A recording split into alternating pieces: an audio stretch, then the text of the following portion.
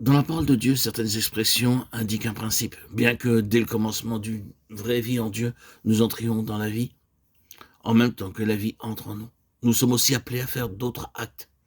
À mesure que nous avançons et en relation avec cette vie, le peuple de Dieu lui-même est appelé de temps à autre, comme Moïse, en appelait aux enfants d'Israël à choisir la vie. Nous traversons certaines crises dans notre expérience spirituelle, où il est nécessaire pour nous de choisir délibérément la vie. Deux chemins sont là, devant nous, et nous avons à en répudier un tout à fait positivement et à choisir l'autre tout aussi positivement. Et puis, nous sommes aussi exhortés à nous saisir de la vie. Et ensuite, ces passages des Écritures qui parlent d'une vie encore future, que nous n'avons pas encore atteinte, une vie qui est encore devant nous. Il nous faut avancer pour avoir la vie. Nous devons hériter la vie éternelle, et cela, parce que la connaissance de Christ est progressive, toujours grandissante. C'est une éducation et elle se poursuit depuis le moment où nous recevons le don gratuit de Dieu, la vie éternelle en Jésus-Christ, jusqu'à un moment futur qui n'est pas arrêté, mais qui est en avant, toujours en avant, jusque dans l'au-delà, où nous pourrons alors manger du fruit de l'arbre de vie qui est dans le paradis de Dieu. Apocalypse 2:7. Cette vie n'a pas de fin, elle n'est jamais épuisée, et l'on ne serait jamais arrivé à sa limite extrême.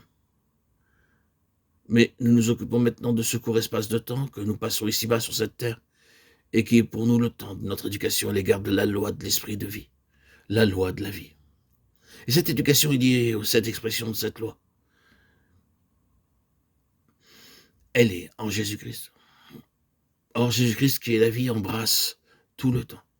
Et lorsque Dieu agit pour accomplir son dessein, c'est toujours et tout au long parce que Christ est. C'est-à-dire, Dieu avance toujours vers son but en faisant ressortir un autre élément de Christ qui est la vie, quelque chose de plus de ce qu'est son Fils. Et le progrès vers la plénitude de la vie se fait ainsi, par des découvertes toujours nouvelles de ce qu'est Christ. Dieu n'avance jamais vers son but en dehors de Christ.